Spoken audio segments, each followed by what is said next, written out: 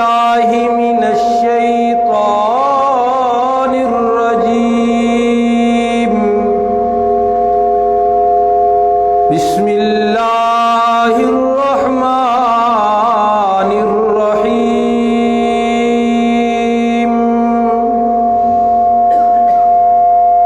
ومن أعرض عن ذكري فإن له معيشة ضنكا ونحشره يوم القيامة أعمى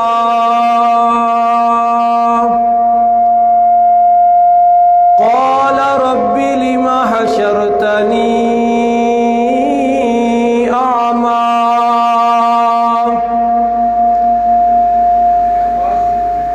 وقد كنت بصيرا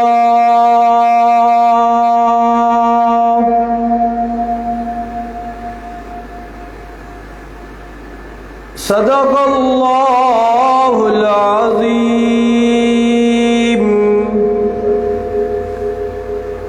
وبلغنا رسوله النبي الأمي الأمين العظيم الكريم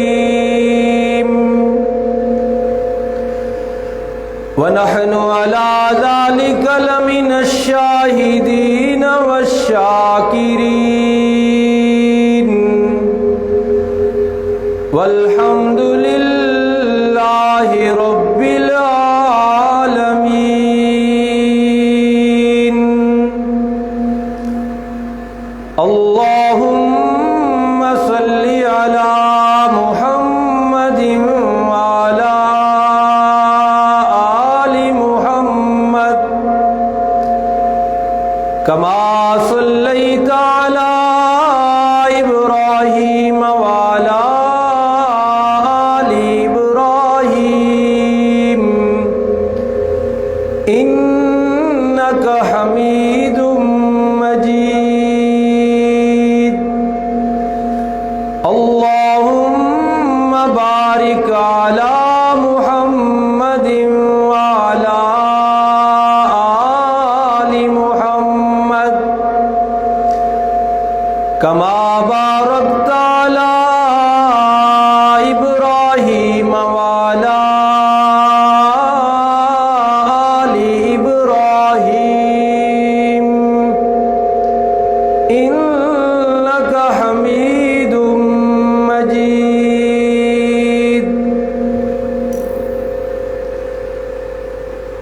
واجب الاحترام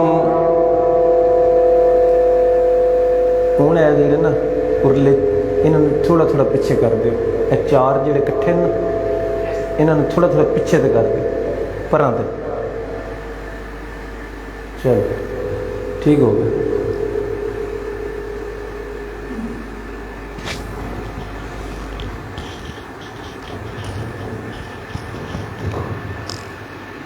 واجب الاحترام جہدے اتنے پن لگی ہے نا پن انہوں بھی تھوڑا جہا پراں تے کرو پن والے وہ پراں جی جہدے اتنے پن لگی نا جہدے سامنے انہوں تھوڑا جہا پراں تے کر دو چلو ہوں ٹھیک ہو گیا میرے حاضرین و ناظرین کرام یہ جو تھوڑا جہا جہدے تے پن لگی جہدے سامنے ہاں اے زیادہ ہو گیا گزشتہ کئی جمعوں سے قرآن مجید کی روشنی میں اور فرمان رسول کی روشنی میں ٹھیک ہے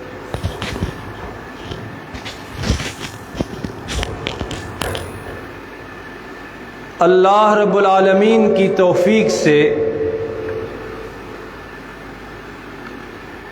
ملکی حالات کا جائزہ اور ان حالات کے اسباب اور ان حالات کے خاتمے کی قرآنی تجاویز ہم پڑھ اور سن رہے ہیں۔ قرآن حکیم نے فساد فی الارض کے جو اسباب بیان کیے ہیں، حالات کی خرابی کے جو اسباب قرآن بیان کرتا ہے، ان میں سے کئی اسباب، کئی گناہ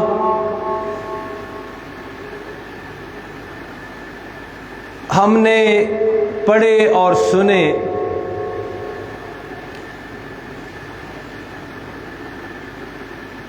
اسی سلسلے کو جاری و ساری رکھتے ہوئے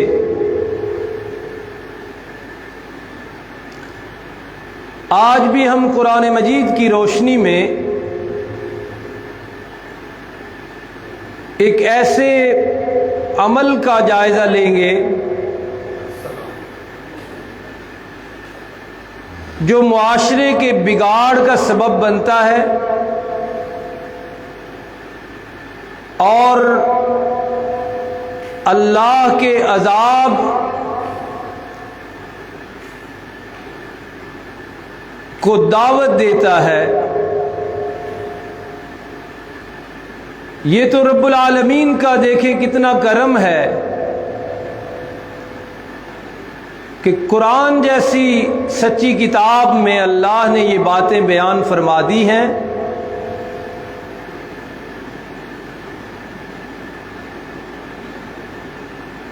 اس لیے جب کبھی معاشرہ بگڑنے لگے، حالات ابتر ہونے لگیں، محسوس ہو کہ اللہ کی گرفت آ گئی ہے اور عذاب الہی نازل ہو رہا ہے،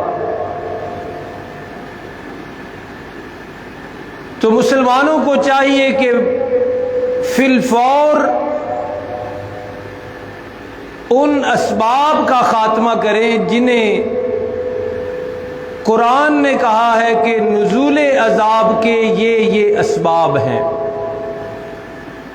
چنانچہ ناپ تول میں کمی، اس کے بارے میں بھی ہم نے پڑھا۔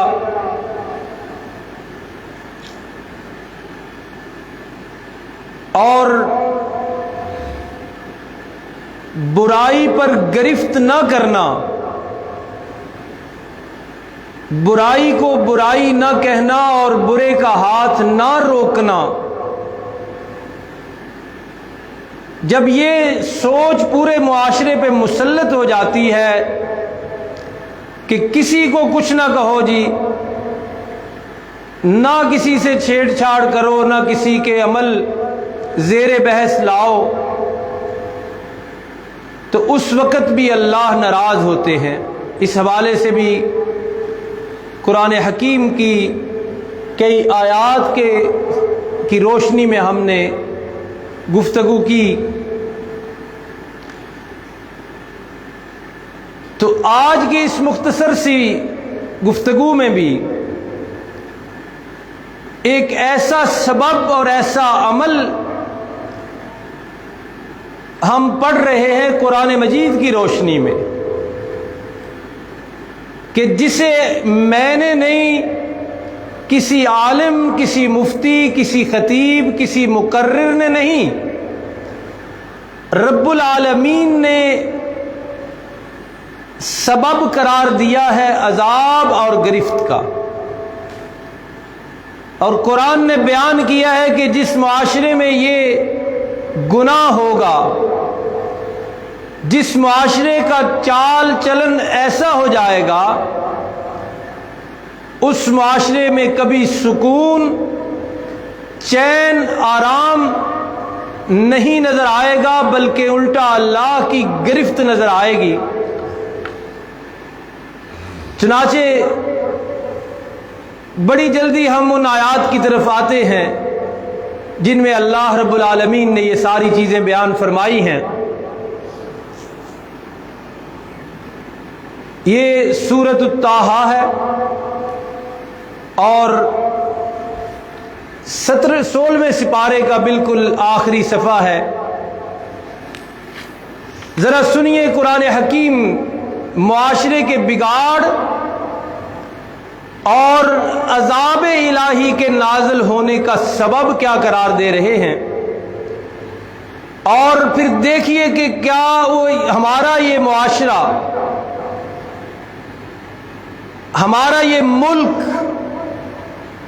اس حوالے سے کہاں کھڑا ہے. کیا وہ گناہ، وہ عمل اس میں موجود ہے یا نہیں. فرمایا وَمَنْ أَعْرَضَ عَنْ ذِكْرِي فَإِنَّ لَهُ مَعِيشَةً ضَنْكًا.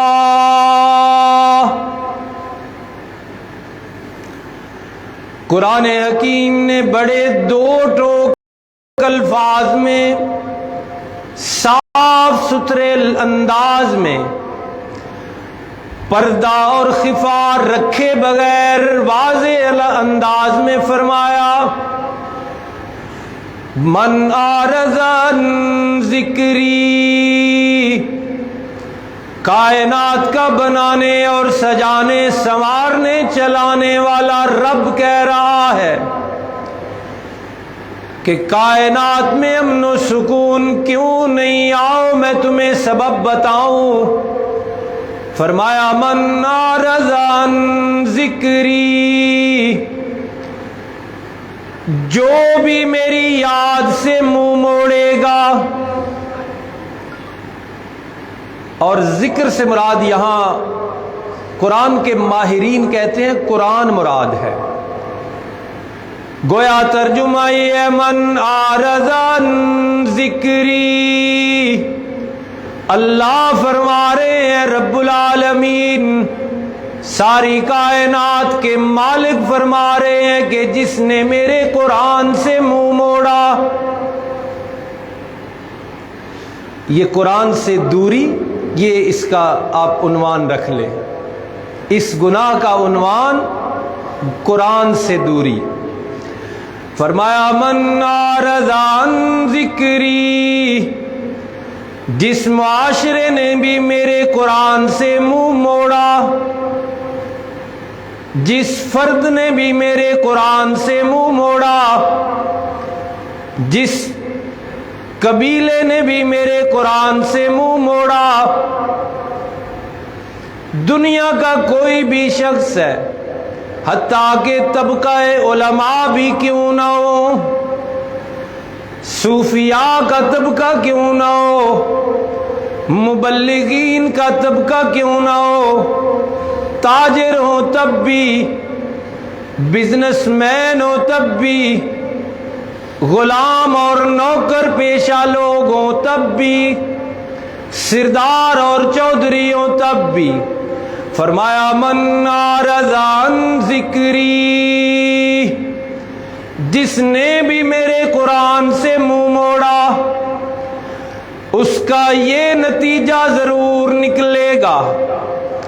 جس قوم نے بھی میرے قرآن سے منہ موڑا اس قوم میں یہ حالات ضرور آئیں گے. بندہ قرآن سے پوچھتا ہے کہ کون سے حالات؟ قرآن کہتا ہے ان لہ معیشۃ ضنکا. قرآن سے منہ موڑنے والے لوگوں کی اللہ زندگی تنگ کر کے رکھ دیں گے.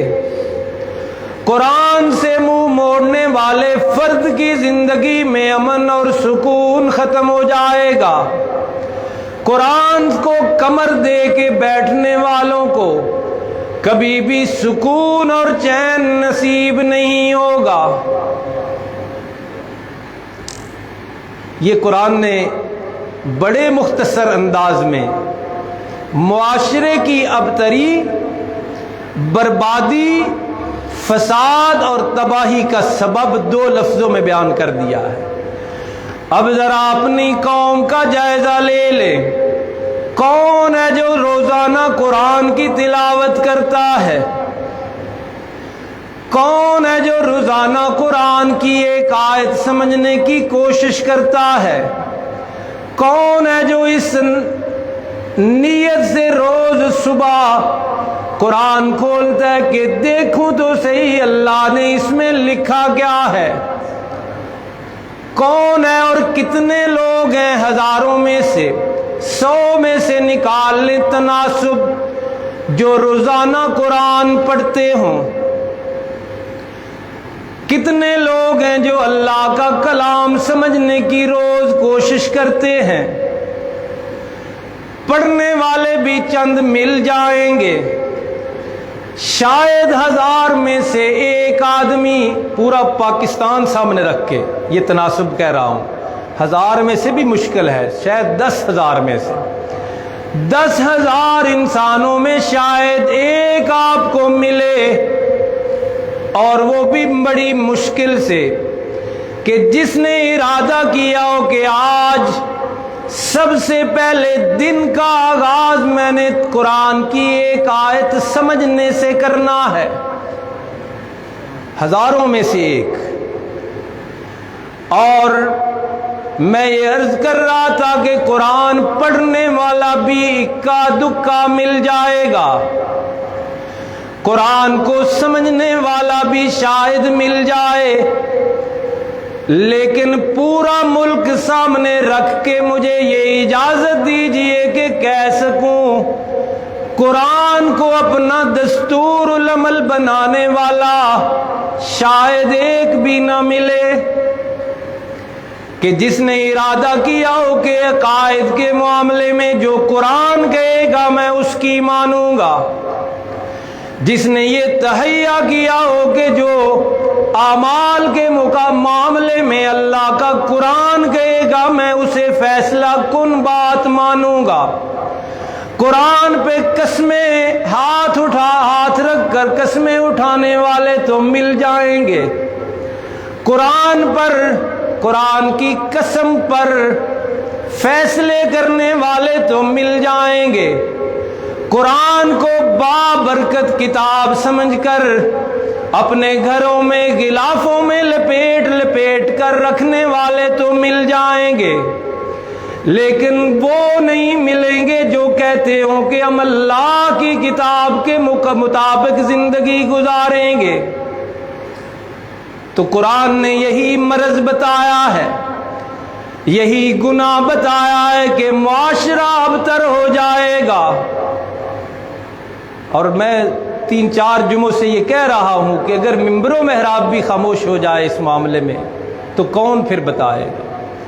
اس لیے صاف لفظوں میں قرآن بھی کہہ رہے اور خادم قرآن بھی کہ اللہ کی کتاب کی گرد بھی جھاڑنے والے کوئی نہیں رہے، اللہ کی کتاب کی سائیڈ چیک کرنے والے بھی کوئی نہیں رہے کہ الٹا پڑا ہے کہ سیدھا پڑا ہے۔ یہ الماریاں کھول لیں، دیکھ لیں جا کے، کوئی خطیبانہ جملے بازی نہیں ہے۔ گھروں میں بھی بڑا اونچا کر کے قرآن رکھا جا رہا ہے، وہ مائیں جو صبح یاسین کی تلاوت سے دن کا آغاز کرتی تھیں ختم ہو گئیں، کوئی نہیں ملتی۔ وہ مائیں جو اپنے بچوں کو قرآن پڑھتے ہوئے دودھ پلاتی تھیں وہ نظر نہیں آئیں گی۔ خلاصہ یہ کہ پورا معاشرہ قرآن سے منہ موڑ چکا ہے، پورا معاشرہ قرآن سے ناطہ توڑ چکا ہے، پورا ملک قرآن سے رشتہ توڑ چکا ہے۔ تو جو قرآن سے رشتہ توڑتے ہیں، قرآن کی طرف پیٹ کرتے ہیں، قرآن کو اپنا رہبر و رہنما نہیں بناتے، قرآن کا ہی فیصلہ ہے ان لہو معیشۃ ضنکا، اللہ ان کی زندگیوں سے چین چھین لیتے ہیں۔ اس لیے کہ یہ وہ کتاب ہے جو اللہ نے کسی اور نبی کو بھی نہیں دی. اتنی بڑی کتاب، اتنے رتبے والی کتاب. لیکن میں اور آپ اپنی اپنی زندگیوں کا جائزہ لیں کہ میرے پاس، آپ کے پاس اس کتاب کے لیے 24 گھنٹوں میں سے کتنے منٹ ہیں، کتنے لحظے ہیں جو ہم قرآن کو دیتے ہیں. اور یہ میں تلخ بات ہی ہے، یہ نمازی 5 وقت کے نمازیوں سے بھی میں عرض کروں گا کہ ذرا دیکھیں تو صحیح، صبح سے شام اور شام سے صبح تک قرآن کے لیے آپ کے پاس وقت کچھ ہے؟ جو مسجد میں آ نہیں رہے وہ تو میرے مخاطب ہی نہیں، جو قرآن کو جانتے ہی نہیں، قرآن کو مانتے ہی نہیں، ان سے کیا بات کرنی ہے؟ بات تو یہ ہے، اور افسوس کی حد تک ہے، اور انتہائی افسوس ہے کہ جو نمازی ہیں 5 وقت کے نمازی، وہ بھی بتا نہیں سکتے کہ صبح سے شام تک ان کے پاس اللہ کی اس مقدس اور مبارک کتاب کے لیے کتنا وقت ہے. لیکن شیطان ایک اور سوچ لاتا ہے. شیطان کہتا ہے کہ مولوی تو کہتے رہتے ہیں، مولویوں کے تو اپنے حالات ٹھیک نہیں کہتے رہتے ہیں نا. اور کچھ کو سبق پڑھاتا ہے کہ مولوی اور منبر کہہ رہا ہے کہ قرآن کو چھوڑنے سے معیشت تنگ ہو جاتی ہے، زندگی بے سکون. لیکن ہم تو کروڑوں میں کھیل رہے ہیں. کبھی کبھی یہ بھی سبق دیتا ہے، اور اس کا حل بھی قرآن سے ہی عرض کرنے لگا ہوں. کہنے والا کہہ سکتا ہے کہ میں نے تو سال ہا سال قرآن کو ہاتھ بھی نہیں لگایا، لیکن میرے پاس تو دولت کے انبار لگے ہوئے ہیں. کوئی کہنے والا کہہ سکتا ہے کہ میں نے تو قرآن کا منہ دیکھے ہوئے بھی مجھے سال ہا سال گزر گئے، لیکن میری تو ایک دکان سے 2 دکانیں بن گئیں. اس لیے منبر کیا کہہ رہا ہے؟ کہنے والا تو کہہ سکتا ہے کہ مجھے تو قرآن کے غلاف کو بھی ہاتھ لگائے ہوئے سال ہا سال گزر گئے، لیکن میں دیکھتا ہوں کہ میرا تو ایک مکان تھا 2 بن گئے. یعنی قرآن اور خادم قرآن کہنا چاہتا ہے کہ قرآن کی دوری سے معیشت تنگ ہوتی ہے. لیکن شیطان آگے کہتا ہے کہ انجے لگے ہے چھڑ پراں، ویکھ تیرے تے کنا کرم ہے اللہ دا. تو قرآن حکیم کہتا ہے، سمجھ آ رہی ہے میری بات؟ یعنی کہنے والا، سوچنے والا یہ سوچ اور کہہ سکتا ہے کہ میں نے تو قرآن کو ہاتھ بھی کبھی نہیں لگایا، اس کی تلاوت کبھی نہیں کی، کبھی اس کا ترجمہ نہیں پڑھا، کبھی سوچا بھی نہیں، کبھی میرے ذہن میں خیال بھی نہیں آیا کہ اللہ نے کتاب مقدس میں لکھا کیا ہے. نہ درس قرآن، نہ جمعہ، نہ کسی مسجد، نہ کسی مدرسے میں گیا ہوں، اور میری دولت تو ہر لمحہ بڑھتی جا رہی ہے. تو اس لیے یہ بات ٹھیک نہیں کہ قرآن سے دوری سے کی وجہ سے حالات تنگ ہوتے ہیں. یہ ایک شبہ پیدا ہوتا ہے. سنیے قرآن کیا کہتا ہے. فرمایا فَلَمَّا نَسُوا مَا ذُكِّرُوا بِهِ.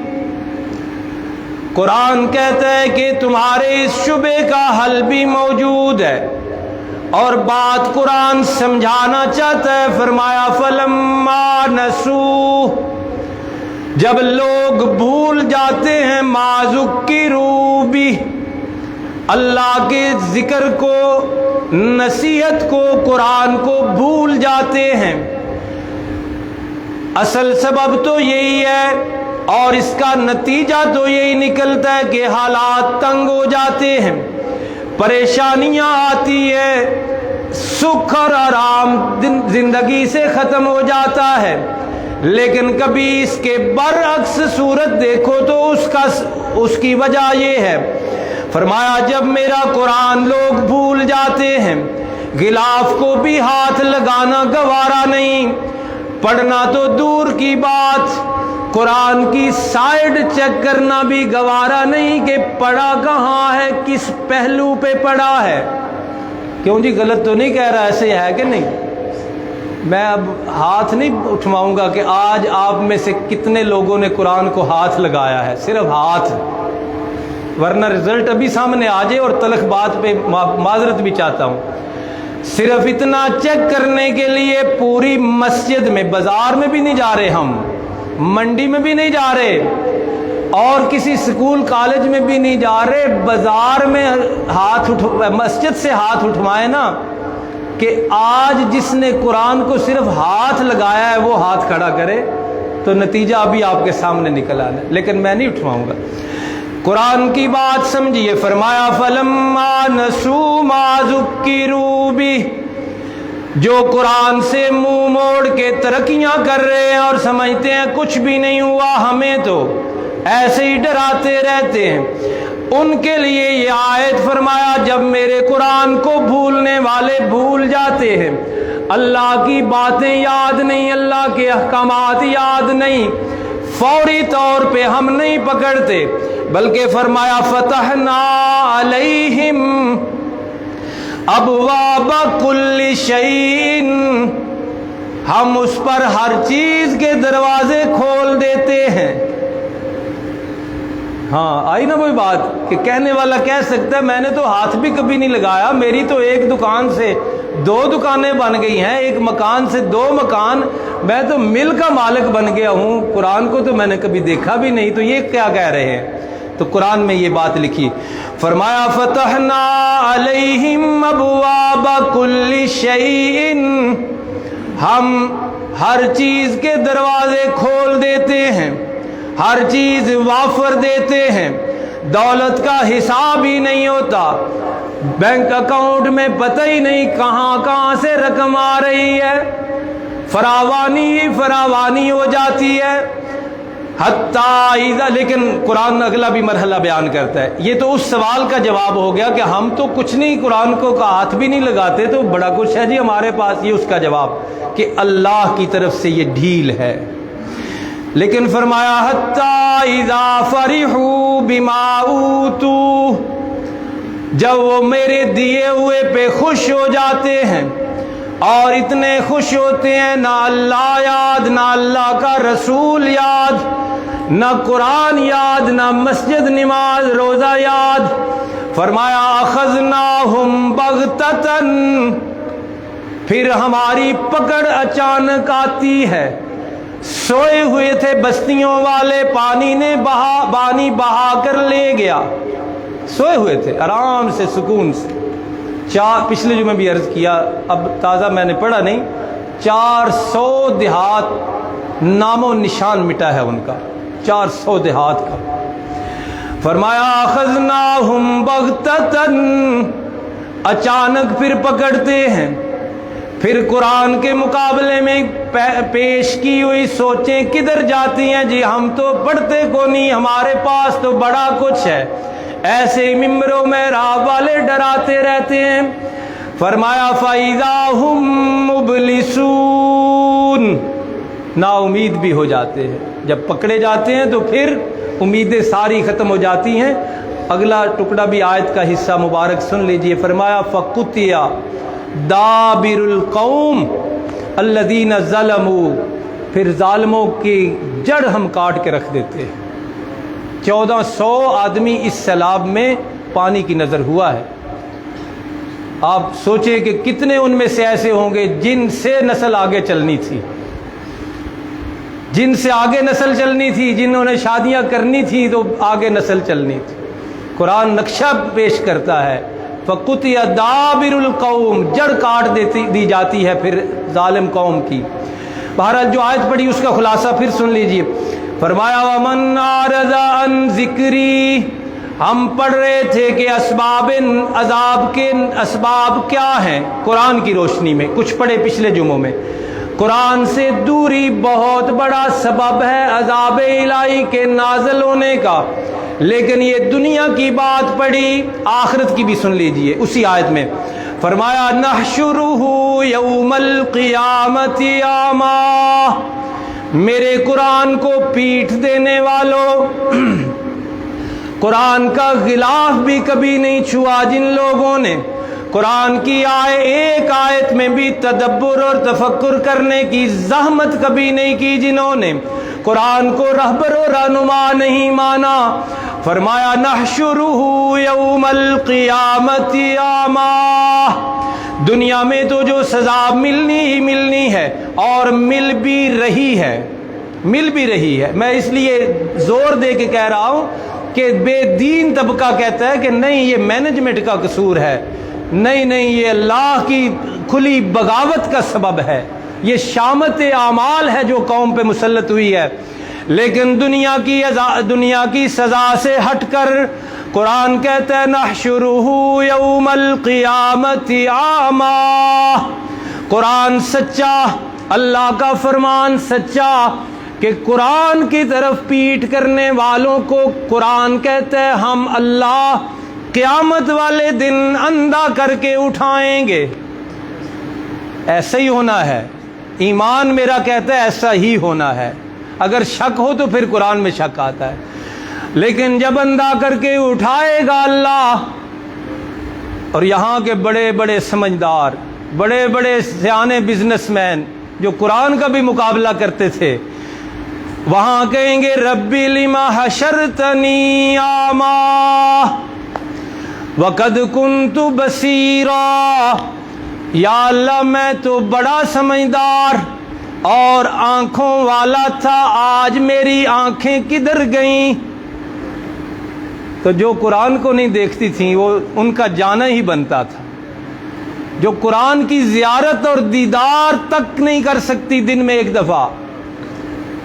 میں نے شروع میں عرض کیا عمل کرنا تو بڑی دور کی بات ہے، اسے ہاتھ لگانے والے بھی کم ہو گئے، اسے چھونے والے بھی کم ہو گئے ہیں، اسے پڑھنے والے بھی نظر نہیں آتے۔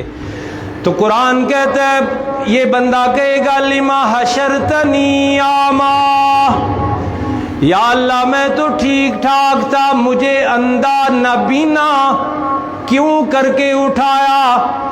اللہ جواب دیں گے کہ تجھے اپنے اعمال کا پتہ نہیں، اپنے طرز عمل کا کوئی تجھے یاد نہیں۔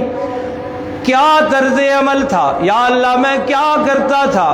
قرآن کہتا ہے اللہ اس دن جواب دیں گے اتتک آیاتنا فنسیتہا، میری آیتیں تیرے پاس آتی تھیں، تو نے کانوں میں داخل بھی نہیں ہونے دیا، ان کو سنا بھی تو نے کبھی نہیں تھا، کبھی سوچا بھی نہیں تھا۔ لیکن قرآن پھر کہتا ہے وَكَذَلِكَ الْيَوْمَ تُنْسَى، آج تجھے بھی بھلا دیا جائے گا، آج تجھے بھی بھلا دیا گیا ہے۔ تو یہ ایک سبب آج ہم نے پھر پڑھا۔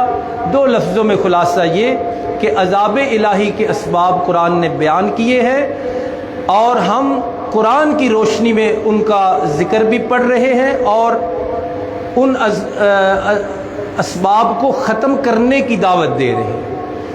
اور اس میں سے آج یہی ہے کہ قرآن سے اپنا فاصلہ کم کیجیے، قرآن سے اپنی دوری ختم کیجیے، قرآن کو اپنا رہبر و رہنما بنائیے، اور یاد رکھیے مجموعی طور پہ علماء کو یہی سمجھا جاتا ہے کہ انہوں کی پتہ ہے، یہ کہا جاتا ہے، لیکن یاد رکھیے قرآن کے خادم ہونے کی وجہ سے کہ اس معاشرے کی اصلاح کا کوئی معاشی حل کارگر نہیں ہو سکتا جب تک اس کی اصلاح کا دینی حل نہیں، اس کو نہیں عمل میں لائیں گے۔ اور دینی حل ایک ہی ہے کہ وہ اسباب اور وہ اعمال بد چھوڑنے پڑیں گے، اور یہ انتظار بھی نہیں کرنا چاہیے کہ وہ چھوڑے گا تو میں چھوڑوں گا، اس طرح بات نہیں بننی۔ ہر ایک فرد کو سب سے پہلے اپنے اعمال کا جائزہ لے کے جو اسباب اللہ نے معاشرے کی تباہی کے قرآن میں بیان کیے ہیں ان کو اپنے اعمال سے نکالنا ہوگا۔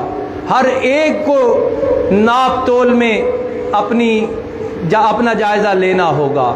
ہر ایک جو پچھلے جمعے میں پڑھی اس کا میں اب خلاصہ بیان کر رہا ہوں۔ ہر ایک کو دعوت نیکی کی دینی ہوگی، اور برائی کو برائی کہنا پڑے گا، اور اس میں گرفت کرنی پڑے گی۔ برے کے ہاتھ روکنے کے لیے ہمت پیدا کرنی پڑے گی۔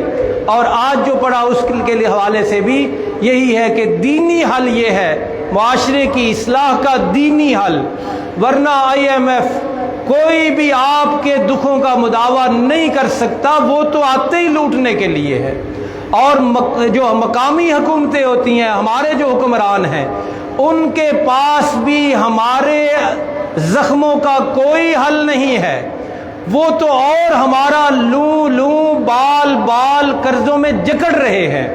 اس لیے جہاں تک یہ آواز پہنچے، بے شک چھوٹے سے پیمانے پہ پہنچے، آپ تک ہی کیوں نہ پہنچے، قرآن کا خادم ہونے کے حوالے سے آپ تک پہنچا رہا ہوں کہ اسباب کو دور کرنا ہر فرد کی ذمہ داری ہے۔ جب فرد سنورے گا تو معاشرہ سنورے گا۔ اسلام کا انداز بھی یہی ہے۔ یہ انتظار مت کیجئے کہ دوسرا پہلے سنورے اور میں بعد میں سنوروں گا، ایسے انقلاب نہیں آتے، سوئے سوئے انقلاب نہیں آتے، سوئے سوئے معاشرہ نہیں تبدیل ہوتا۔ اللہ پاک ہمیں عمل کی توفیق عطا فرمائے۔ ہمارے استاد محترم تھے، اسی حوالے سے ایک بات کرتے ہیں، اللہ تعالیٰ ان کو زندگی عطا فرمائے، سنیے۔ وہ لمبی ایک فرضی کہانی ہے، ٹائم کا بھی میں خیال رکھوں گا۔ فرمایا کرتے تھے کہ ایک بادشاہ نے وزیر سے پوچھا کہ ہماری قوم کیوں نہیں اصلاح پاتی، صحیح کیوں نہیں ہوتی؟ تو ان بادشاہ کے جو اس وقت کے بادشاہوں کے وزیر ہوتے تھے نا، وہ عقل مند ہوتے تھے، آج کی طرح نہیں ہوتے تھے۔ تو اس نے کہا جی ایسا کریں، میں آپ کو اس کا سبب بھی بتا دیتا ہوں اور سارا وجہ میں اب آپ کو بتاتا ہوں۔ آپ باہر محل کے سامنے ایک نا حوض بنوائیں، حوض پانی والا نہیں، اور اعلان کریں کہ رات کے اندھیرے میں ہر بندے نے 2 بالٹی دودھ اس میں ڈالنا ہے۔ صاف ستھرا حوض ہے، پوری قوم سے اعلان کروا دیجئے، پورا شہر ہر بندہ کیا کرے، 2 بالٹی دودھ رات کے اندھیرے میں ڈال جائے۔ اعلان ہو گیا، سارے لوگوں کو پتہ چل گیا کہ بادشاہ کی طرف سے یہ حکم ہے کہ حوض محل کے سامنے ہے، صاف ستھرا، ہر بندے نے اس میں 2 بالٹی رات کے اندھیرے میں دودھ ڈال کے جانا ہے۔ انتظامات ہو گئے۔ صبح جب روشنی ہوئی، سورج نکلا تو سارا حوض پانی سے بھرا ہوا تھا۔ وزیر نے کہا دیکھ لے ذرا۔ پھر پوچھا گیا، سبب تلاش کیا گیا کہ یہ کیا کیا ہے تم نے قوم والوں؟ تو یہ سوچ سامنے آئی کہ ہر بندے نے یہ سوچا کہ دوسرے نے تو دودھ ہی ڈالنا ہے، میں کیا کر لیتا ہوں، پانی ڈال لیتا ہوں۔ میں پانی ڈالے تو باقی ساری قوم نے جو دودھ ڈالنا ہے، تو میرے 2 بالٹی پانی کا پتہ بھی کو نہیں چلنا اور میری ذمہ داری بھی ختم ہو جائے گی۔ تو یہ نقشہ ہے ہماری قوم۔ اس لیے عرض کر رہا ہوں، فرد سنورے گا، کم از کم میں آپ سے کہتا رہتا ہوں، کوئی خطیبانہ انداز نہیں، اصلاحی انداز ہے اور دعوت فکر ہے کہ جو اسباب ان گزشتہ 2-4 جمعوں میں ہم نے پڑھے، کوشش فرمائیے، ہمت کیجئے کہ اپنے اپنے اعمال کی لسٹ میں سے وہ نکالیے۔ انشاءاللہ اللہ بھی خوش ہوں گے، یہ عذاب بھی ٹلیں گے، معاشرہ بھی اصلاح پائے گا۔ اللہ رب العالمین ہمیں قرآن سے جڑنے کی، قرآن سے فاصلے ختم کرنے کی، قرآن سے دوریاں ختم کرنے کی توفیق عطا فرمائیں۔